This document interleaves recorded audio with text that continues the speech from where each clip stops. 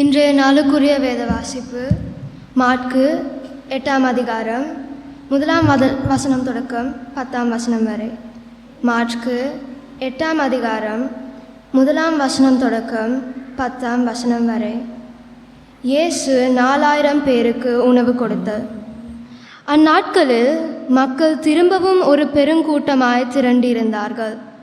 அப்பொழுது சாப்பிட வேண்டி அவர்களிடம் ஒன்றையும் இல்லாதிருந்ததால் இயேசு தமது சீடரை தம்மிடமாய் கூப்பிட்டு, நான் இந்த மக்களுக்காக இரக்கப்படுகிறேன். அவர்கள் 3 நாட்களாக என்னுடன் இருக்கிறார்கள், சாப்பிடவோ ஒன்றுமில்லை. பசியோடு நான் அவர்களை வீட்டிற்கு அனுப்பினால் வழியில் அவர்கள் மயக்கமடைந்து விடுவார்கள். ஏனெனில் சிலர் தூரத்திலிருந்து வந்திருக்கிறார்களே என்றார். அவர்களுடைய சீடர் அதற்கு பதிலாக, அவர்களுக்கு கொடுப்பதற்கு போதுமான உணவை இந்த ஒதுக்குப்புறமான இடத்திலே எங்கே யாரால் பெற்றுக்கொள்ளலாம் என்று கேட்டார்கள். அதற்கு இயேசு அவர்களிடம், உங்களிடத்தில் எத்தனை அப்பங்கள் இருக்கின்றன என்று கேட்டார். அதற்கு அவர்கள் 7 அப்பங்கள் இருக்கின்றன என்றார்கள். அவர் அங்கு கூடியிருந்த மக்களை தரையில் உட்காரும்படி சொன்னார். அவர் அந்த 7 அப்பங்களையும் எடுத்து இறைவனுக்கு நன்றி செலுத்திய பின் அவற்றை துண்டுகளாக பிட்டு அந்த மக்களுக்கு கொடுக்கும்படி தமது சீடரிடம் கொடுத்தார். அதை அவர்கள் மக்களுக்கு கொடுத்தார்கள்.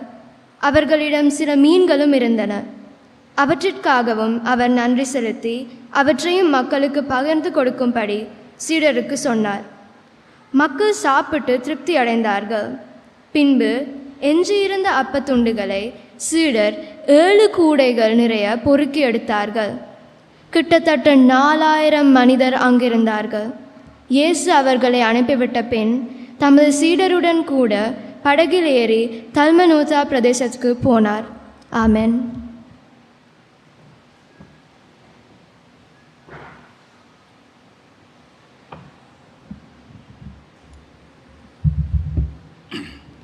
எங்களுடைய சிறுவர்களுக்கு நான் சபையின் சார்பாக மீண்டும் ஒரு முறை நன்றி செலுத்துகிறேன். அவர்களுடைய அர்ப்பணிப்புக்கு ஊழியத்துக்காக மிகவும் அழகாக நான் கேள்விப்பட்டேன். அவர்கள் 2 தடவை பயிற்சி செய்தார்கள் இந்த துதி வேலைக்காக. அது மாத்திரமல்லாமல் நாங்கள் அப்சராவுக்கு விசேஷமாக நன்றி செலுத்துகிறோம். ஒவ்வொரு மாதமும் அவர்களை ஆயத்தப்படுத்தி ஏற்கனவே பாடல்களை பகிர்ந்து மிகவும் அழகாக அவர்கள் செய்து வருகிறார்கள். ஆகவே அவர்களுக்கு நாங்கள் விசேஷமாக நன்றி செலுத்துகிறோம். அழகாக உடுத்தி நேரத்துக்கு வந்து அவங்ககிட்ட இருந்து நாங்கள் கற்றுக்கொள்ள வேண்டிய நிறைய விஷயங்கள் இருக்குது. ஆகவே அவர்களுக்கு நாங்கள் விசேஷமாக கரங்களை தட்டுவோம் அந்த பிள்ளைகளுக்கு. அந்த நேரத்தில் எங்களுடைய ஷரோன் நன்னாள் இதிலே பாட்டு படிக்கிறேன் நான் அவதானித்தேன். சிலர் அந்த பாடல்கள் உங்களோட வாயால் உச்சரித்து கொண்டிருந்தீங்க. உங்களுக்கு ஞாபகம் வந்திருக்கும் நம்முடைய கல்யாண நாள். ஏன்னா எல்லாருடைய கல்யாண நாள் ஞாபகம் வந்திருக்கும். அப்போ எல்லோரும் அதை சந்தோஷமாக படித்த மாதிரி இருந்தீங்க. சிலர் படிக்கலை. அப்போ நான் நினச்சேன் மனசில் நீங்கள் சொல்லி கொண்டிருப்பீங்க, என் தேவனே என் தேவனே ஏன் என்னை கைவிட்டீர் அப்படி சொல்கிறவங்க இருக்காங்க. அப்படி இல்லை, ஆண்டவர் ஆசீர்வதித்த நாள், குடும்பமாக எங்களை அழைத்த நாள். இன்றைய நாளில் பிரியமானவர்களே, நாங்கள் உங்களுக்கு தெரியும் மாற்கு சுவிசேஷத்தின் இன்னொரு கதையை நாங்கள் பார்க்க போகிறோம். இயேசுவானவர் 4000 பேரை போஷித்த சம்பவம். நாங்கள் அநேக காரியங்களை மாற்கு சுவிசேஷத்தினூடாக கற்று வருகிறோம், தியானித்து வருகிறோம், பிரயோகித்து வருகிறோம். இந்த மாற்கு சுவிசேஷத்தை நாங்கள் பார்க்கும் பொழுது இந்த புத்தகம் முழுக்க நாங்கள் பார்க்கிறோம் இயேசு கிறிஸ்துவை குறித்து நாங்கள் பலவிதமான சத்தியங்களை கற்றுக்கொள்ளலாம். அவர் சுகப்படுத்துகிறார், பிசாசுகளை விரட்டுகிறார், இயற்கையை கட்டுப்படுத்துகிறார், போஷிக்கிறார், உயிரோடு நபர்களை மரித்தவர்களை எழுப்புகிறார். இப்படி தொடர்ந்து அந்த கதைகள் வருது. அது மாத்திரம் இல்லாமல் நாங்கள் தொடர்ந்து பார்த்து வருகிறோம் சீஷர்களுடைய விசுவாச குறைவு, சீஷர்களுடைய கீழ்ப்படியாமை அடிக்கடி வலியுறுத்தப்பட்டிருக்கிறத நாங்கள் பார்க்குறோம். அது மாத்திரமல்ல, பாரம்பரிய கிறிஸ்தவர்களாகிய பரிசேயர்கள், சதுசேயர்கள் இயேசு கிறிஸ்துவினால் அடிக்கடி விமர்சிக்கப்படுகிறதை நாங்கள் தொடர்ந்து பார்க்கிறோம். அது மாத்திரமல்லாமல் இயேசு கிறிஸ்து தன்னுடைய வல்லமையை, அதிகாரத்தை ஆண்டவரிடத்திலிருந்து பெற்றுக்கொள்வதற்காக அடிக்கடி தனிமையிலே நேரத்தை செலவழிப்பதை நாங்கள் பார்க்கிறோம். அப்போ அந்த வகையில் இன்றைய நாளிலே இயேசு கிறிஸ்து திரும்ப ஒரு முறை போஷிப்பின் ஒரு அற்புதத்தை செய்கிறார். அதாவது 4000 பேருக்கு அதிகமான பேரை போஷிக்கிறார். கிட்டத்தட்ட 4000 பேர் சொல்லி இந்த புத்தகம் சொல்கிறார். ஆனாலும் மத்தேயு புத்தகத்திலே இதே கதை வந்து ஆண்கள் மாத்திரம் 4000 பேர் இருந்திருக்காங்க. அதாவது 4000 பேர் இல்லை, அப்போ ஆண்கள் இருந்தால் கட்டாயம் அவருடைய மனைவிமார்கள் பிள்ளைகள் எல்லாம் இருந்திருப்பாங்க. அப்போ ஒரு கிட்டத்தட்ட 15000 பேர் சரி இருந்திருக்கலாம் சொல்லி ஊகிக்கலாம். எங்களுக்கு ஆண்கள் மாத்திரம் தான் 4000 பேர் தான். ஏன் இந்த அற்புதம்? அதுதான் நான் கேட்ட ஒரு கேள்வி. பிரியமானவர்கள், நாங்கள் வேதத்தை படிக்கிறவர்களாக, ஆண்டவருடைய வார்த்தையை கற்றுக்கொள்பவர்களாக, நாங்கள் வேதத்திலே ஏதாவது ஒரு கதையை வாசிக்கும் பொழுது, ஏதாவது ஒரு வசனத்தை வாசிக்கும் பொழுது நாங்கள் பொதுவாக வாசித்து விட்டுவோம். ஆனால் நாங்கள் கேட்க வேண்டிய ஒரு முக்கியமான கேள்வி, ஆசிரியர்கள் கேட்டுக்கொள்ளுங்க, இது வந்து ரொம்ப கஷ்டமான கேள்வி. வேதத்தை வாசிக்கும் பொழுது ஏன் இந்த கதை வேதத்திலே சொல்லப்பட்டிருக்கின்றது? எதுக்காக இந்த கதையை ஆசிரியர் இந்த குறிப்புகளோடு எழுதுகிறார்? அந்த கேள்வி கேட்டு அதுக்கு பதிலை தேடினாலே எங்களுக்கு நிறைய சத்தியங்கள் வெளியே வரும். அப்போ நான் இந்த கதையை குறித்து கேட்குறேன் தான், இயேசு கிறிஸ்து ஏற்கனவே 5000 பேரை போஷித்த சம்பவம் இருக்குது. அவருக்கு எத்தனை பேரை வேணாலும் போஷிக்கலாம் ஒரே நேரத்தில். ஏன்னா ஏன் திரும்ப 4000 பேரை போஷிக்கிற சம்பவம் போட்டிருக்குதுன்னு சொல்லி நான் 2 கதையும் ஒப்பிட்டு கிட்டத்தட்ட 5 சத்தியங்களை உங்களுக்கு முன்னுக்கு வைக்க போகிறேன். 5 சத்தியம் 8:30 முதல் நாங்கள் முடிக்க ட்ரை பண்ணுறோம். சரி, எல்லாம் ரெடி ஆகுங்க. 5 சத்தியம் ஆண்டவருக்கு சொல்லும் இன்றைய நாளில் எங்களோட பேசும்படி. உங்களுக்கு தெரியும், ஆண்டவருடைய வார்த்தை எங்களுக்கு கற்றுக் கொடுப்பது மாத்திரமல்லாமல் சில நேரம் கண்டிக்கும், சில நேரம் சீர்திருத்தும், சில நேரம் நீதியும் வழியில் நடக்கும். அப்போ நீங்கள் அதை கேட்டுட்டு எங்களை மாற்றிக்கொள்வோம், ஆண்டவர் விட்டு ஓடி போகாமல். சரியா? நாங்கள் கண்கள் முடி ஜெபிப்போம். ஆண்டவரே, இன்றைய நாளுக்காக நன்றி, உமது வார்த்தைக்காக நன்றி. இன்றைய நாளிலும் எங்களோடு பேசுங்கள். உமது வார்த்தையில் நீங்கள் அன்று கிரியை செய்வது போல இன்றைய நாளிலும் கிரியை செய்ய வேண்டும் என்று நாங்கள் ஜெபிக்கிறோம். நீங்கள் இந்த உலகத்தை படைத்து பராமரித்து எங்கள் மீது அக்கறை காட்டுகிற தேவன் என்றபடியால் நன்றி. இன்றைய நாளிலும் எங்களோடு பேசுங்கள் ஆண்டவரே. இயேசுவின் நாமத்தினாலே ஜெபிக்கிறோம் தூய பிதாவே, ஆமென். இயேசு கிறிஸ்து 4000க்கும் மேற்பட்டோரை போஷித்தல். ஏன் இந்த கதை, இந்த கதை ஊமை அல்ல, மன்னிக்கவும், ஏன் இந்த கதை சொல்லப்படுகிறது? முதலாவது பிரியமானவர்களே, நான் கண்ட ஒரு விஷயம்தான், இயேசுவானவர் உன் மீதும் என் மீதும் தொடர்ந்தும் அக்கறையுள்ளவராயிருக்கிறார். இயேசுவானவர் எங்கள் ஒவ்வொருவர் மீதும் தொடர்ந்தும் அக்கறையுள்ளவராக இருக்கார். நாங்கள் முதல் வசனங்களை பார்க்கும் பொழுது நீங்கள் பார்க்கலாம், அந்த இடத்துல இயேசு கிறிஸ்துவுக்கு முடியும் பிரியமானவர்களே எங்களுடைய இந்த சூழ்நிலையை அறிஞ்சு கொள்ள.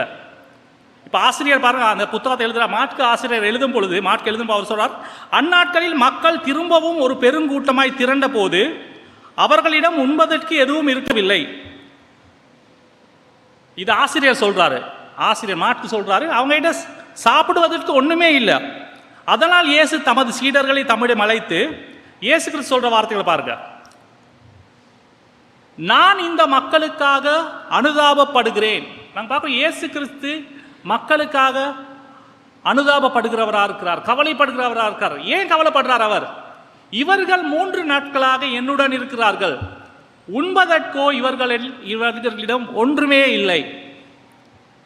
அப்ப இவர்கள் இயேசு கிறிஸ்து அவருடைய தற்கால நிலை அடைஞ்சிருக்கார். இவங்களுக்கு சாப்பிட்றதுக்கு இப்போ ஒண்ணுமே இல்லைன்னு சொல்லி இயேசு கிறிஸ்து அறிஞ்சிருக்கார். பிரியமான, இன்னைக்கும் எங்களுடைய இப்பய நிலைமையை இயேசு கிறிஸ்து அறிஞ்சிருக்கிறார்.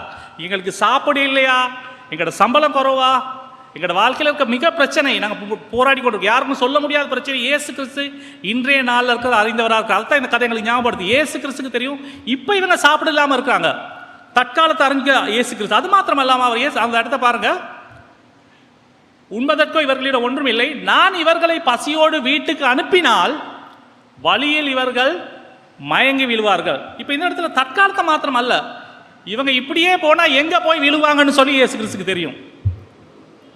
ஏன்னா எதிர்காலத்தையும் அறிஞ்ச இயேசு கிறிஸ்து தற்காலத்தை மாத்திரமல்ல, நான் இப்படியே விட்டுட்டனோ, பெரிய பிரச்சனை போய் கொண்டிருக்கு இந்த குடும்பத்தில், இயேசு கிறிஸ்து இந்த பிரச்சனையை இப்படியே போவிட்டா இவங்க எங்க போய் விழுவாங்கன்னு சொல்லி. ஏன்னா இயேசு கிறிஸ்து நாங்கள் பார்க்குறோம், இயேசு கிறிஸ்து அனுதபிக்கிற தேவன், எங்களை பார்த்து எங்களுடைய தற்கால சூழ்நிலை அறிந்த தேவன், எங்களுடைய எதிர்காலத்தில் நாங்கள் எப்படி போய் எங்க போய் விழ போறோன்னு சொல்லி அறிந்த தேவன். அப்போ அவர் என்ன செய்கிறாரு?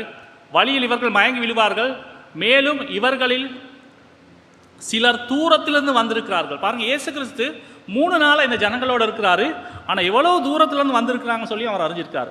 அதாவது இயேசு கிறிஸ்து பிரியமானவர்களே, நாங்கள் எவ்வளவு தூரம் பிரயாணம் பண்ணியிருக்கிறோம், எத்தனை வருஷமா இந்த உலகத்தில் வாழ்கிறோம், எவ்வளவு கஷ்டத்துக்குள்ள மத்தியில் வந்திருக்கும் சொல்லி அவர் அறிந்தவராக இருக்கார்.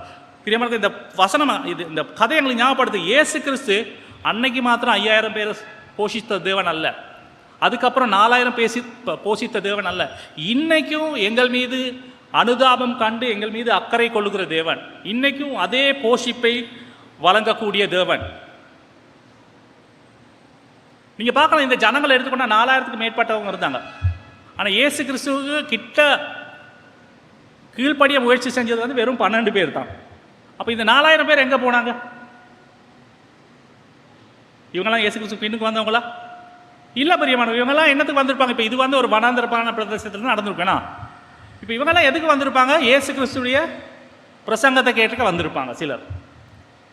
சிலர் இயேசு கிறிஸ்து இப்படி போனால் சாப்பிட தருவார், ஏற்கனவே சாப்பாடு கொடுத்துருக்காரு, அதனால் இங்கே போனால் சாப்பிட கிடைக்கும். ஏன்னா சிலர் மற்றவங்களோட தொல்லையில் வந்திருப்பாங்க. இப்போ பிள்ளைங்களை நாங்கள் எடுத்துகிட்டு வருவோம் அதட்டி, ஏன்னா வா இன்னைக்கு சர்ச் போவோம் சொல்லி அதட்டிட்டு வருவோம், அப்படியே வற்புறுத்தப்பட்டு வந்திருப்பாங்க. இவங்க யாருமே இயேசு கிறிஸ்து பின்னுக்கால போகணும்னு சொல்லி வந்திருக்காங்க சொல்லி எங்களுக்கு ஒரு அடையாளம் இல்லை. எங்களுக்கு தெரியும் இயேசு கிறிஸ்து சிலுவையில் மரணத்தின் போல ஓசன்னா பாண்ட ஜனங்கள் தான் கடைசியில் சிலுவையில் அறையணும்னு சொன்னாங்க. இப்போ இவங்க வந்திருக்கிறது பிழையான நோக்கத்தோடு. இவங்க எல்லாமே இன்னைக்கு சபையில் கூட அப்படித்தானா, பிழையான நோக்கத்தில் நாங்கள் சபையில் வந்திருக்கலாம். ஏன்னா ஒரு ஃபெலோஷிப்புக்காக வந்திருக்கலாம், எல்லாவது யாரையாவது மீட் பண்ண வந்திருக்கலாம், எல்லாவது ஏதாவது நன்மைகளை பெற்றுக்கொள்ள வந்திருக்கலாம். ஆனால் பிரியமானவர்களே, இயேசு கிறிஸ்து எங்களை நியாயம் தீர்க்காதவர், அவர் எங்களுடைய தற்காலத்தை அறிந்த தேவன். நாங்கள் இப்படியே போனால் எங்கே போய் விழுவோன்னு சொல்லி அவருக்கு தெரியும். அவர் எங்களுடைய கடந்த காலத்தையும் அறிந்த தேவனாக இருக்கிறார். அவர் எங்களை நியாயம் தீர்க்காமல் எங்களை ரட்சிக்கிறவராக இருக்கிறார். நீங்கள் என்ன பேக்ரவுண்டாக இருந்தாலும் இயேசு கிறிஸ்துக்கு பிரச்சனை பிரியமானவர்களே. எனக்கு ஞாபகம் நான் வாலிபராக இருந்த பொழுது பல சபைகளுக்கு சென்றிருக்கிறேன். அப்போ என்னுடைய நண்பருக்கு ஒரு சுகம் அளிக்கும் ஆராதனைக்கு போக வேண்டிய நிலைமை வந்தது. இப்போ நான் அவரை கூட்டி போயிருந்தேன். இந்த நண்பர் வந்து சாதாரண நபர், அவர் நல்ல ஆண்டவரை விசுவாசிக்கிற, ஆண்டவருக்காக ஊழியம் செய்கிற நண்பர். அவரையும் கூட்டிட்டு நான் ஒரு சுகமளிக்கும் ஆராதனைக்கு போயிருந்தேன். அவரோட நான் நிறைய தடவை போயிருக்கேன். இந்த ஆராதனைக்கு போனதுக்கப்புறம் நாங்கள் நம்பிக்கையோடு இருந்தோம், இவருக்கு சுகம் கிடைக்கும் சொல்லி. கடைசியில் அந்த ஆராதனைக்கு வந்திருந்த இயேசு கிறிஸ்துவை விசுவாசிக்காத, இயேசு கிறிஸ்துவுக்கு வழியில் பின்பற்றாத, அன்னைக்கு தான் ஆராதனைக்கு யாரோ சொல்லி கேள்விப்பட்டு இயேசு கிறிஸ்து ஒரு அற்புதம் செய்வார் சொல்லி வந்திருக்கிறாங்க. அப்போ அன்னைக்கு போதகர் சொன்னார், இன்னைக்கு இப்படி ஒரு ஆள் இருக்கிறாங்க, அவங்க இன்னைக்கு சுகத்தை பெற்றுறாங்க சொல்லி. ஆனால் என்னுடைய நண்பன் அன்றைய நாளில் சுகம் பெறல. நான் யோசிச்சேன், என்னடா என்னுடைய நண்பர் நல்லா வேதத்தை கற்றறிந்தார், ஆண்டவருடைய வழியில் போன ஒருவர். ஆனால் இயேசு கிறிஸ்து இதுவரைக்கும் விசுவாசிக்காத, இயேசு கிறிஸ்துவ வழியில் போகாத ஒருவரை இயேசு கிறிஸ்து அன்னைக்கு தொட்டு சுகமாக்கினார். பிரியமானவரே, பிரியமான இயேசு கிறிஸ்து யாரையும் நியாயம் தீர்க்காதவர், யாரையும் அவருக்கு சுகப்படுத்த முடியும், யாரையும் போஷிக்க முடியும். ஏன்னு சொன்னால் பிரியமானவரே, இந்த கதை எழுதப்பட்டது இயேசு கிறிஸ்து உங்கள் மீதும் என் மீதும் தொடர்ந்தும் அக்கறை உள்ளவராய் இருக்கிறார் என்பதை காண்பிக்கிறதுக்காக இந்த கதை எழுதப்பட்டிருக்கிறது. இன்னைக்கு நீங்க இருக்கிற சூழ்நிலையை இயேசு கிறிஸ்து அறிவார். நீங்க எவ்வளவு தூரம் வந்திருக்கிறீங்கன்னு சொல்லி இயேசு கிறிஸ்து அறிவார். நீங்க இப்படியே போனா உங்களோட முடிவு எங்க, நீங்க எங்க போய் விழுவீங்கன்னு சொல்லி இயேசு கிறிஸ்துக்கு தெரியும். அவர் திரளான ஜனங்களை போஷிக்கக்கூடிய வல்லமையுள்ள தேவன். பிரியமானவர்களே, ரெண்டாவது, ஏன் இந்த 4000 பேருக்கு போஷித்தல் சம்பவம் வேதத்திலே குறிப்பிடப்படுகிறது? ரெண்டாவது பிரியமானவர்களே, நீங்கள் நோட் பண்ணலாம், நான் ஆங்கிலத்திலையும் போட்டிருக்கேன். ஏன் நீங்கள் யோசிக்கலாம், ஆங்கிலத்திலையும் நான் எழுதியிருக்கேன் சொல்லி. அதுக்கு காரணம் பிரியமானவர்களே, உங்களுக்கு தெரியும், எங்களுடைய திருச்சபையில் இருக்கிற பிள்ளைகள் வந்து இப்போ தமிழில் படிக்கிறாங்களே இல்லை. நிறைய பேர் தமிழ் படிக்கிறதை விட்டுட்டாங்க, ஒன்று சிங்களத்தில் அல்லது ஆங்கிலத்திலே. ஆகவே நான் இதுக்கப்புறம் ஆங்கிலத்திலையும் கொஞ்சம் கொஞ்சம் போடுறதுக்கு ட்ரை பண்ணியிருக்கேன், முயற்சி செய்கிறேன். எல்லாத்துலையும் எனக்கு ப்ராமிஸ் பண்ணல, ஆனால் அவங்களும் கற்றுக்கொள்ளுங்கிறதுக்காக. இப்போ ரெண்டாவது நாங்கள் பார்க்குறோம், கடந்த காலத்தில் இயேசுவானவர் செய்ததை மறக்காதே. அந்த பாடத்தை எங்களுக்கு கற்றுத்தருகிறதுக்காக இந்த வசனம் எங்களுக்கு உதவி செய்து. பிரியமானவர்களே, நாங்கள் கடந்த காலத்தில் ஆண்டவர் எங்களுடைய வாழ்க்கையில் செய்கிறத நாங்கள் நினைக்க வேண்டியவர்களாக இருக்கிறோம். சில நேரம் அது ஆண்டவர் எங்களுடைய வாழ்க்கையில் செய்திருக்கலாம், அல்லது இன்னொருடைய வாழ்க்கையில் செய்திருக்கலாம். ஆனால் சில நேரம் எங்களுக்கு பிரச்சனை வர நேரம், தாங்க முடியாத சவால்கள் வர நேரம், நாங்கள் கடந்த காலத்தில் ஆண்டவர் செய்கிறதையும் மறக்கிறோம். இப்போ இந்த இடத்துல பாருங்கள், இந்த சீஷர்கள் வந்து இயேசு கிறிஸ்து 5000 பேர் போஷித்த நேரம் இந்த சீஷர்கள் தான் இயேசுவோடு கூட இருந்தாங்க. ஏன்னா இந்த சீஷர்கள் தான் அந்த 5000 பேர் 5000 மேற்பட்ட கிட்டத்தட்ட 20,000 பேர் மக்களுக்கு அந்த 5 அப்பத்தையும் 2 மீனையும் ஆசீர்வதித்த பின்பு விநியோகித்தது இவர்கள் தான். ஆனால் இப்போ பாருங்க, அதே பிரச்சனை திரும்ப வர்ற நேரம் இவங்க ஒரு அழகான கேள்வி கேட்குறாங்க இயேசு கிறிஸ்து கிட்ட. என்ன கேட்குறாங்க? 4வது வசனம். அதற்கு அவரது சீடர்கள், இந்த ஒதுக்குப்புறமான இடத்தில் இவர்களுக்கு கொடுப்பதற்கு போதுமான உணவை எவ்வாறு பெற முடியும்? இயேசு கிறிஸ்துவே கேள்வி கேட்குறாங்க. இவங்க ஏற்கனவே தெரியும் இயேசு கிறிஸ்துக்கு இதெல்லாம் செய்ய முடியும். இயேசு கிறிஸ்துக்கு மரித்தவரை உயிர்ப்பிக்க முடியும், நோயுள்ளவர்களை சுகமாக்க முடியும், பிசாசுகளை விரட்ட முடியும், இயற்கையை கட்டுப்படுத்த முடியும். இதெல்லாம் அனுபவித்த சீஷர்கள் இப்போ திரும்ப இப்படி ஒரு பிரச்சனை வர்ற நேரம் கேட்குறாங்க, இந்த ஒதுக்குப்புறமான இடத்தில் இவர்களுக்கு கொடுப்பதற்கு போதுமான உணவை எவ்வாறு பெற முடியும்? சீஷர்களே மறந்துட்டாங்க பிரச்சனை வர்ற நேரம். நாங்களும் மறக்கிறேன்னா, ஆண்டவர் நிறைய அற்புத அடையாளங்கள் எங்களுடைய வாழ்க்கையில் செஞ்சிருப்பார், நிறைய சாட்சிகள் இருக்குது. ஏன்னா நாங்கள் விழுந்திருந்த போன சந்தர்ப்பத்தில் அவர் எங்களை தூக்கி இருக்கிறார், கடனில் போயிருக்கிறோம், கடன் பிரச்சனையில் போகிறேன் அவர் அதிலிருந்து விடுவித்து இருக்கிறார், நோய்வாய்ப்பட்டிருக்கிறேன் சுகமாக்கி இருக்கிறார். ஏன்னா நிறைய விஷயங்கள் ஆண்டவர் எங்களுடைய வாழ்க்கையில் செஞ்சிருக்கிறார். ஆனால் புதிய பிரச்சனை வர்ற நேரம் நாங்கள் யோசிக்கிறோம், நாங்கள் மறந்து போகிறோம் ஆண்டவர் எங்களுடைய வாழ்க்கையில் செய்த காரியங்களை. சில நேரம் எங்களுக்கு திடீர்னு வேலை இல்லாமல் போகுது, நாங்கள் ஆண்டவரை மறந்து போகிறவங்களா இருக்கிறோம். சில நேரம் எங்களுக்கு நாங்கள் எதிர்பார்த்த வருமானங்களுக்கு கிடைக்காம போகுது, ஆண்டவர் மறந்து போகிறவராக இருக்கும். சில நேரம் நாங்கள் இருக்கிற வீடை விட்டு எங்களை போக சொல்கிறாங்க, ஏற்கனவே ஆண்டவர் எங்களுக்கு அற்புதமாக வீடு தந்த விஷயத்தை நாங்கள் மறந்து போகிறோம். சில நேரம் எங்களுக்கு இன்னும் எங்களுடைய திருமண நாள் தாமதமாகி கொண்டிருக்குது, இன்னும் ஒரு துணை கிடைக்கல. இப்படி நிறைய விஷயங்கள் வர நேரம் பிரியமானவர்களே, ஆண்டவர் ஏற்கனவே எங்களுடைய வாழ்க்கையிலும் மற்றவருடைய வாழ்க்கையிலும் செய்த காரியங்களை நாங்கள் மறந்து போகிறோம். உங்களுக்கு நான் ஏற்கனவே சொல்லியிருக்கேன், நான் என்னுடைய முதலாவது பட்டப்படிப்பை முடித்து அது படிக்க போனது 4 வருஷம் படிக்க போனது வந்து யூத் பாஸ்டர் ஆகணும்னு சொல்லித்தான். ஆனால் 4 வருஷம் படித்ததுக்கு அப்புறம் யூத் பாஸ்டர் பொசிஷனே இல்லை சொல்லிட்டாங்க. அப்போ நான் யோசிச்சேன், என்னடா 4 வருஷம் ஆகி நான் படிக்க போயிருக்கேன், வந்து யூத் பாஸ்டர் ஆகணும்னு சொன்னால் இங்கே பாஸ்டர் பொசிஷனே இல்லை சொல்லிட்டாங்க. அன்றைய நாள் அழுதேன் பிரியமானவர்களே. நான் அன்னைக்கு என்னடா நான் 4 வருஷம் இதுக்காக படிக்க இது பண்ணி இந்த சர்ச் இப்படி விட்டுட்டாங்களே சொல்லி அப்போ யோசித்தேன். அப்புறம் அன்றைக்கி அழுதேன், யோசித்தேன். ஆனால் அதுக்கப்புறம் தான் எனக்கு இன்னொரு கதவு திறக்கப்பட்டது இறையியல் கல்லூரியில். அது என்னையோட வேற ஒரு லெவலுக்கு கொண்டு போனது, அது பெரிய ஒரு ஆசீர்வாதம். அப்போ அந்த அனுபவம் இருக்குது. இதே சம்பவம் எனக்கு அண்மையில் நடந்தது, உங்களுக்கு தெரியும். அப்போ நான் உங்களுக்கு தெரியும், நான் வெளிநாட்டில் போயிட்டு 3 வருஷம் படிச்சுட்டு வந்தேன். அங்கே இருக்க வேண்டிய சூழ்நிலைகள் வந்துட்டு வந்தேன். இப்போயும் சொல்லிட்டேன், இப்போ எனக்கும் இந்த சர்ச்சில் 31ஆம் தேதி முடியுது, 31ஆம் தேதி என்னுடைய கான்ட்ராக்ட் முடியுது. அப்போ நான் யோசிச்சேன், என்னடா ஆண்டவரே திரும்பவும் நான் போதக ஊழியத்துக்கு வந்திருக்கேன், திரும்பவும் அது எனக்கு கிடைக்கலையே சொல்லி எனக்கு சொன்னாங்க என்னுடைய மூப்பர்கள். 2 வாக்குகளால் தான் உங்களுக்கு இல்லாமல் போனோம். அப்புறம் நான் கவுண்ட் பண்ணி பார்த்தேன், எங்கள் தமிழ் காங்கிரிகேஷனில் கிட்டத்தட்ட 15-20 பேர் தமிழ் காங்கிரிகேஷனே அந்த எலெக்ஷனுக்கு வரல. அப்போ நான் யோசித்தேன், ஆண்டவரை ஆண்டவர் இந்த முறை நான் அழுகல்ல. ஏன்னு சொன்னால் எனக்கு ஏற்கனவே அனுபவம் இருக்குது, இதே மாதிரி என் வாழ்க்கையில் ஏற்கனவே நடந்திருக்குது. நடந்து ஆண்டவர் புதிய கதவை திறந்திருக்கார் சொல்லி. அப்போ நான் இந்த முறை நான் அப்படி அழுகலை, எனக்கு தெரியும் இதை வச்சு ஆண்டவர் ஏதோ ஒன்று செய்ய போகிறார் சொல்லி. அப்போ இது நடந்த 1 மாதத்துக்கு அப்புறம் எங்கள் வீட்டுக்கு ஒரு ஃபேமிலி விசிட் பண்ணாங்க. எனக்கு ஷாக். அவங்க வந்தாங்க, டின்னர் எடுத்தாங்க. அவங்க சொன்னாங்க, குமார் நீங்கள் போன சிச்சுவேஷனில் என்னுடைய அப்பாவும் போயிருக்கிறாரு. என்னுடைய அப்பா வெளிநாடு போய் படித்தார், வந்தார் போதக ஊழியத்துக்கு. இவங்க ஏற்றுக்கொள்ளலை. கடைசியில் அவர் இலங்கைக்கு கொழும்புக்கு வெளியே போய் தான் வேலை செய்ய. நீங்கள் ஏன் திரும்ப ட்ரை பண்ணக்கூடாதுன்னு சொன்னாங்க. அப்போ நான் சொன்னேன், அப்போ இது ஆண்டவர் இதாக தான். நானும் நொக் பண்ணி நான் பார்த்தேன், என்னடா வெளிநாட்டு போய் படிக்கிறது அதெல்லாம் நினச்சி கூட பார்க்கல. எனக்கு தெரியும், எனக்கு தெரிஞ்சவங்க இருக்காங்க, என்னுடைய குடும்பத்தில் இருக்காங்க. பிள்ளைகளை படிக்க வைக்கிறதுக்காக வெளிநாட்டிலே இருக்கிற தகப்பன்மார்கள் இருக்காங்க. பிள்ளைகளை படிக்க வைக்கிறதுக்காக வெளிநாட்டிலே வாழ்கிற அம்மாமார்கள் இருக்கிறாங்க. ஏன்னா ஸ்காலர்ஷிப் படிக்கிற பிள்ளைகள், A level படிக்கிற பிள்ளைகளுக்காக, ஏன்னா டிகிரி படிக்கிற பிள்ளைகளுக்காக அப்படி இருக்கிறாங்க. எனக்கு அப்படி அப்பாவே இல்லை. உங்களுக்கு தெரிந்தால் நான் ஏற்கனவே அடிக்கடி சொல்லியிருக்கேன், நான் எப்படி திரும்ப வெளிநாட்டில் போய் படிக்க யார் காசு தர சொல்லி. உங்களுக்கு தெரியும், அங்கே வெளிநாட்டில் போய் படிக்கிறதுக்கு கோடிக்கணக்கில், நான் ஏற்கனவே சொன்னேன், எனக்கு 4.5 கோடிக்கு மேலே போன இதுக்கு சொல்லி போயிருக்குது. இந்த முறை திரும்ப நான் அப்ளை பண்ணணும்னு சொன்னால் 2 கோடிக்கு தேவை, வீசா தேவை. மற்றது நான் தனியாக போக மாட்டேன். உங்களுக்கு தெரியும், குடும்பத்தில் வேதத்தில் சொல்லியிருக்குது, குடும்பமாக இருக்கணும், ஆண்டவர் எங்களை கணவன் மனைவியாக ஒன்று சேர்த்துருக்கிறது வந்து ஒன்றா இருக்கும். அதுதான் ஆண்டவருடைய திட்டம், பிரிஞ்சு இருக்கிறதுக்கு இல்லை. கணவன் மனைவிமார்களுக்கு நான் சொல்கிறேன், ஆண்டவர் எங்களை அழைச்சிருக்கிறது ஒன்றா இருக்கிறதுக்காக. ஆகவே நான் ஒரு தீர்மானம் எடுத்துக்கேன், இல்லை முடியுமான வரைக்கும் போனால் ஒன்றா தான் போகும் சொல்லி நானும் அப்ளை பண்ணி பார்த்தேன் பிரியமானவர்களே. ஆனால் எனக்கு சந்தேகம் மறந்துட்டு, கொஞ்சம் பயமாக இருந்துட்டு எனக்கு கிடைக்குமான்னு சொல்லி இந்த போன வீக் எனக்கு எல்லாமே கன்ஃபார்ம் ஆகிட்டு திரும்ப எனக்கு போகக்கூடிய சந்தர்ப்பம் எனக்கு இருக்குது. உத்தியோகபூர்வமாக எனக்கு இன்னைக்கு 19 நேற்றிலிருந்து எனக்கு அமெரிக்கா தேசத்தில் கால் பதிக்கக்கூடிய அனுமதி இருக்குது. ஜெரமிக்கு இருக்குது, பிரதீபிக்காக இருக்குது.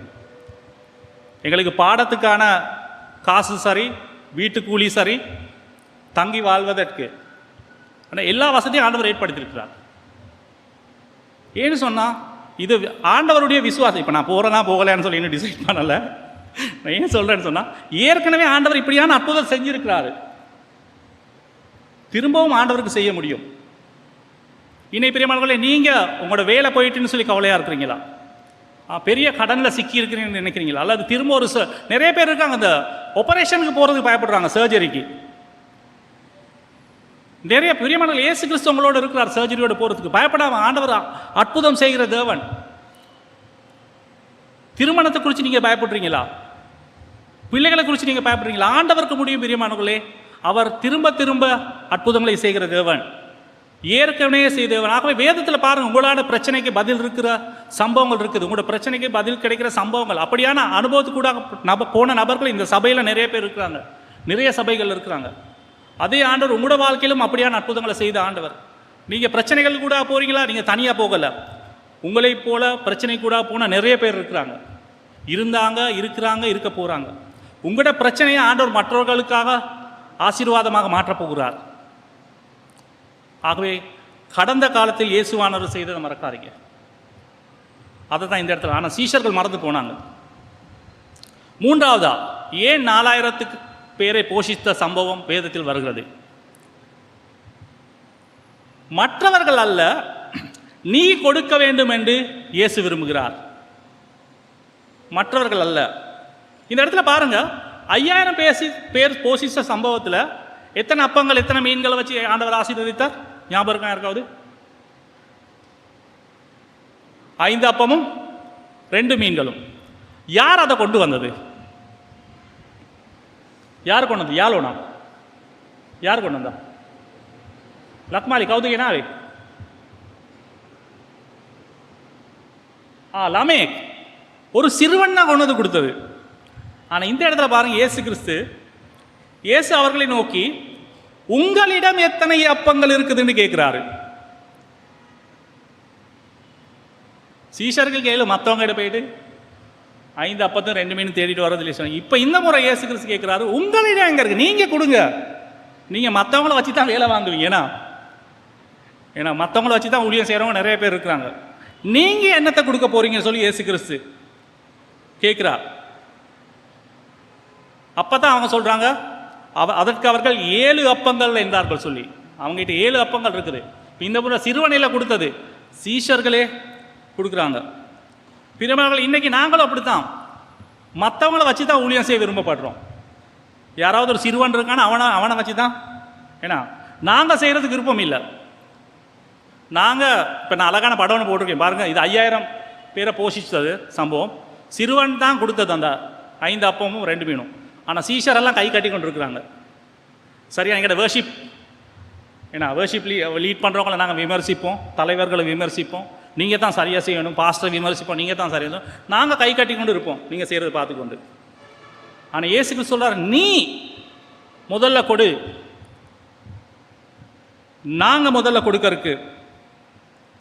பெற்றுக்கொள்வது மாத்திரம் அல்ல, இன்றைக்கி நாங்கள் பெற்றுக்கொண்டு தான் பழகியிருக்கோம். நான் ஏற்கனவே சொல்லியிருக்கேன் உங்களுக்கு, இந்த நான் ஆண்டவரை இயேசு கிறிஸ்துவா உங்களுக்கு தெரியும், நான் இந்து ரோமன் கத்தோலிக்க பின்னணியில் வளர்க்கப்பட்ட ஒருவன்.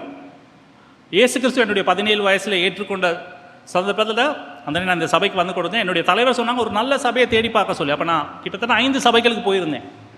5 சபைகளும் நல்லா தான் இருந்துட்டுருக்கு, நல்ல வர்ஷிப் இருந்துட்டு, நல்ல டீச்சிங் இருந்தது, நல்ல பாஸ்டர் இருந்தார். ஆனால் இயேசு கிறிஸ்து எனக்கு சொன்ன ஒரு விஷயம்தான், நீ சபைக்கு போகிறது பெற்றுக்கொள்றதுக்கு மாத்திரம் அல்ல, கொடுக்கிறதுக்காக.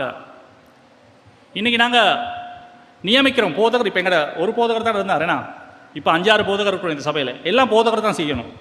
ஏன்னா இப்போ எல்லாம் பிறந்தவொன்னே ஓடி போய் பார்க்கணும், அப்புறம் போதகரை டெடிகேட் பண்ணணும், அப்புறம் கல்யாணம் வர நேரம் பேப்டிசம் கொடுக்கணும், மெம்பர்ஷிப்பை கொடுக்கணும், ஏன்னா நிச்சயதார்த்தம் செஞ்சு வைக்கணும், மேரேஜ் கவுன்சிலிங் செஞ்சு வைக்கணும், கல்யாண நாளைக்கு செஞ்சு வைக்கணும், வீட்டு ஓப்பன் பண்ண அதுக்கு போகணும், சுகமில்லாமல் இருந்தால் போதகர் போய் பார்க்கணும், ஃபியூனரல்லேருந்து அதை வச்சுருக்கணும், எல்லாம் போதகர் தான் செஞ்சு வைக்கணும். போதகர் கால் பண்ணி கேட்டால் நீங்கள் போகிறீங்களான்னு சொல்லி, ஐயோ எங்களுக்கு வேலை, எங்களுக்கு சுகம் இல்லை. இப்போ இதே சம்பவம் தான் எங்களுடைய வாழ்க்கையில் நடக்குதுன்னா, சிறுவனுடைய 5 அப்பத்தையும் 2 மீனையும் வச்சு ஊழியம் செஞ்ச சீஷர்கள். இப்போ இயேசு கிறிஸ்து சொல்கிறாரு, நீ கொடு, உன்னிடத்திலிருந்து கொடுக்கிறத இயேசு கிறிஸ்து எதிர்பார்க்கிறார். இன்னைக்கு நீங்கள் என்ன கொடுக்க இருக்கு? ஆண்டவர் உங்களுக்கும் தந்திருக்கிறார், நேரத்தை தந்திருக்கிறார். ஆண்டவர் எதிர்பார்க்கிறார். நாங்கள் ஊழியத்துக்காக நேரத்தை ஒதுக்க இருக்கு, ஊழியத்துக்காக மற்றவர்கள் வாழ்க்கையில் கட்டி எழுப்புறதுக்காக பணத்தை ஒதுக்க இருக்கு, எங்களுடைய டேலண்ட்களை நாங்கள் ஒதுக்க இருக்கு. எங்களை பார்வையாளர்களாக ஆண்டவர் அழைக்கல பெரியவர்களே, எங்களை பங்காளிகளாக இருப்பதற்காக ஆண்டவர் அழைச்சிருக்கிறார். இன்னைக்கு நீங்களும் நானும் என்னத்தை கொடுக்க இருக்கு? அல்லது நாங்கள் இந்த சபையில் தொடர்ந்து பெற்றுக்கொள்கிறவர்களாக இருக்கிறோமா? சீக்கிரமாக 4வது கடந்து போவோம். ஏன் இந்த கதை கூறப்பட்டது? 4000 பேரை இயேசு கிறிஸ்து போஷித்த சம்பவம் 4வது. பாதியை அல்ல, முழுமையானதை நீ கொடுக்க வேண்டும் என்கிறார். பாதியை அல்ல, முழுமையானதை. இப்போ பாருங்க, இந்த சம்பவம் ஒரு வித்தியாசமான ஒரு சம்பவம். இந்த சம்பவத்தில் சாப்பாடு இல்லை மக்களுக்கு இயேசு அனுதபிக்கிறார். சீஷர்கள் கேள்வி கேட்குறாங்க, எங்கேருந்து நாங்கள் சாப்பாடு எடுக்கிறது? 4000க்கு மேற்பட்டவங்க இருக்கிறாங்க. இப்போ இயேசு கிறிஸ்து கேட்குறாரு, உங்ககிட்ட என்ன இருக்குன்னு சொல்லி. அப்போ 7 அப்பங்கள் இருக்குன்னு சொன்னாங்க. அப்போ உங்களுக்கு பாருங்கள், இந்த சம்பவத்தில் முதல்ல இவங்க இன்ட்ரடியூஸ் பண்ணுறது 7 அப்பத்தை தான். அப்போ இயேசு கிறிஸ்து என்ன செய்கிறாரு? அதை ஆசீர்வதித்து டிஸ்ட்ரிபியூட் பண்ணுறாரு. அதுக்கப்புறம் தான் அங்கே மீன் வருது. ஏன் மீனை ஏற்கனவே கொண்டு வரல? மீனை ஏற்கனவே கொண்டு வந்துருக்கிறது தானே. ஆண்டவர் எங்கிட்ட இதெல்லாம் எங்ககிட்ட இருக்குது, இது எல்லாத்தையும் வச்சு ஆசீர்வாதிங்க சொல்லி கொடுத்துருக்கலாம். முதல்ல கொடுத்து 7 அப்பம் ஆசீர்வதிக்கப்பட்ட பின்பு தான் மீன் வருது. அதாவது பாதியல்ல கொடுத்துருக்காங்க, முழுமையில கொடுத்துருக்காங்க, பாதியை தான் கொடுத்துருக்குறாங்க. இன்னைக்கு நாங்களும் அதே வேலையை செய்வோம். எனக்கு ஞாபகம் இருக்குது, நான் செஞ்ச வேலை சின்ன வயசுலேருந்து. இப்போ கேம்ப், எங்களோட சண்டே ஸ்கூல் கேம்ப் வருது. ஏன்னா அடுத்த மாதம் எங்களோட சண்டே ஸ்கூல் கேம்ப் வருது. நான் கேம்ப் போகிறதுக்கு சரியான விருப்பம். அப்போ நான் எண்ணுவேன், ஸ்கூல் காலத்திலே நான் கிட்டத்தட்ட 50 கேம்ப் போயிருக்கேன். நான் எண்ணுவேன், ஒரு வருஷத்துக்கு நான் 3-4 கேம்ப் போவேன். YFC கேம்ப் போவேன், சர்ச் கேம்ப், BYPக்கு எல்லாம், சண்டே ஸ்கூல் கேம்ப் எல்லாம் கேம்புக்கு போகிறதுங்க. 50 ஸ்கூல் காலத்தில் நான் போய் முடிச்சிருப்பேன். 20, 23 அந்த காலத்தெல்லாம் முடிச்சிருப்பேன். இந்த கேம்புக்கு ஒரு ஃபீஸ் கேட்பாங்க. அந்த காலத்தில் 300 ரூபா தான். 300 ரூபா கட்டுங்க. ஆனால் 300 ரூபான்னு சொல்ல மாட்டாங்க. டீச்சர் சொல்லுவாங்க, உங்களுக்கு முடியுமானதை கட்டுங்கன்னு சொல்லி. அப்போ நான் என்ன சொல்கிறது, வீட்டில் கேம்ப் ஃபீஸ் 300 ரூபா கொடுக்கணும்னு சொல்லி, நான் இங்கே ஆண்டி சொல்லிட்டு சொன்னாங்க, முடியுமானதை தான் சொன்னாங்க. நான் 300 ரூபா கொடுக்க மாட்டேன், 30 ரூபா கொடுத்துட்டு மீதி 270 ரூபா நான் வச்சுருப்பேன். விலங்கு நான் சொல்ல வர்றது, முழுமையானது 300 ரூபா. ஆனால் 30 ரூபா கொடுத்து மீதி 270 ரூபா. ஆனால் பெரியமால இயேசு கிறிஸ்து எப்போ என்ன தொட்டாரோ அன்னைக்கு நான் முழுமையானது கொடுக்க ஸ்டார்ட் பண்ணேன். இன்னைக்கு இயேசு கிறிஸ்து எங்கிட்ட தான் முழுமையானது கேட்குறாரு, அறவாசியில். இன்னைக்கு சீஷர்கள் தான் செஞ்சாங்க. முதல்ல அப்பத்தை கொண்டு வர்றாங்க, அப்புறம் அதை ப்ரே பண்ணி அவங்க டிஸ்ட்ரிபியூட் பண்ண, அதுக்கப்புறம் தான் மீனை கொண்டு வர்றாங்க. இன்னைக்கு ஆண்டவர் எங்களுடைய முழுமையான வாழ்க்கையை கேட்குறார். அறவாசி இல்லை, ஞாயிற்றுக்கிழமை மாத்திரம் இல்லை. இன்னைக்கு ஞாயிற்றுக்கிழமை மாத்திரம் பக்தர்கள் நிறைய பேர் இருக்காங்க அரோகரா போடுறதுக்கு. ஏன்னா அல்லேலூயா அரோகரா எல்லாம் போடுறதுக்கு ஞாயிற்றுக்கிழமை எல்லாம் வந்துடுவோம். ஆனால் முழு நாளையும் ஆண்டவர் கேட்குறாரு. நாங்கள் முழு நாட்களையும் ஆண்டவருக்கா, முழு நாள் 24 மணி நேரம் சபையில் இருக்க சொல்லலை, சர்ச்சில் இருக்க சொல்லலை. எங்களுடைய ஒவ்வொரு நிமிஷத்தையும் நாங்கள் ஆண்டவரை பிரியப்படுத்துகிற வாழ்க்கை வாழ இருக்குது. ஆண்டவருடைய குணாதிசயத்தை நாங்கள் மற்றவர்கள் மத்தியில் பகிர்ந்து கொள்ள இருக்குது. மற்றவர்கள் வாழ்க்கையில் விடுதலை கொண்டு வர்றதுக்காக நாங்கள் செயற்பட இருக்குது. இன்று ஆண்டவர் எங்களுக்கு எடுத்துக்கிற முழுமையானதை கேட்கிறார் பிரியமானவரை. கடைசியா 5வது, அவர் உமது சிறிய செயலால் பெரிய தாக்கத்தை ஏற்படுத்த வல்லவர். ஆண்டவருக்கு முடியும் நாங்கள் செய்கிற சின்ன கண்ட்ரிபியூஷன் மூலமாக, சின்ன ஆக்ஷன் மூலமாக, சின்ன செயற்பாடு மூலமாக, சிறிய ஊழியம் மூலமாக பெரிதான தாக்கத்தை ஏற்படுத்த. இப்போ பாருங்கள், இந்த இடத்துல 7 அப்பம் கொஞ்சம் மீன் இதை வச்சு கிட்டத்தட்ட 4000 பேர், 4000 பேர்னா உங்களுக்கு தெரியும், கால்குலேட் பண்ணி பார்த்தா குடும்பம், மனைவி, பிள்ளைகள்லாம் கலக்க ஒரு 15000 பேர் இருந்திருப்பாங்க. இதை வச்சு ஆண்டவர் பெரிய காரியத்தை செஞ்சார். நிறைய பேர், இப்போ வேதம் சொல்லுது பாருங்க, மக்கள் சாப்பிட்டு திருப்தி அடைந்தார்கள்.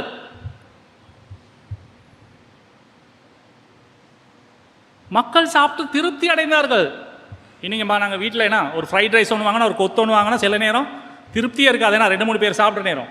ஆனால் பாருங்க, இயேசு கிறிஸ்து திருப்தியை கொடுத்திருக்கிறார். ஒரு திருப்தி அவருடைய வாழ்க்கையில் திருப்தி அடைந்தார்கள். பின்பு மீதியான அப்பத்துண்டுகளை 7 கூடைகளில் நிறைய அவர்கள் சேகரித்தார்கள். இப்போ பேலன்ஸ் 7 கூடைகள் இருக்குது. திருப்தி அடைஞ்சிருக்கிறாங்க, பேலன்ஸ் 7 கூடைகள் இருக்குது. அப்புறம் பாருங்க, அவர்கள் ஏறக்குறைய 4000 பேர் இருந்தார்கள். அங்கு 4000 பேருக்கு மேற்பட்டவர்கள் போஷிக்கப்பட்டிருக்கிறாங்க.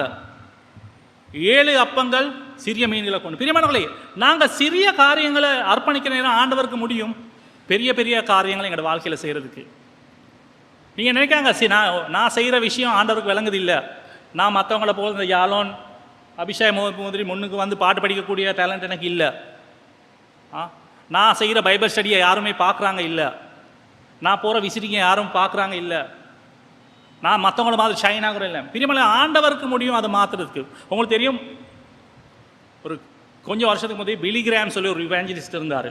உங்களுக்கு நிறைய பேருக்கு தெரியும் இவாஞ்சலி. அவர் தான் உலகத்திலே மிக பிரசித்தி பெற்ற வல்லமை உள்ள சுவிசேஷ ஊழியர். அவரோட வரலாறு நீங்கள் போய் பார்த்தா கிட்டத்தட்ட 20 கோடி மக்கள்,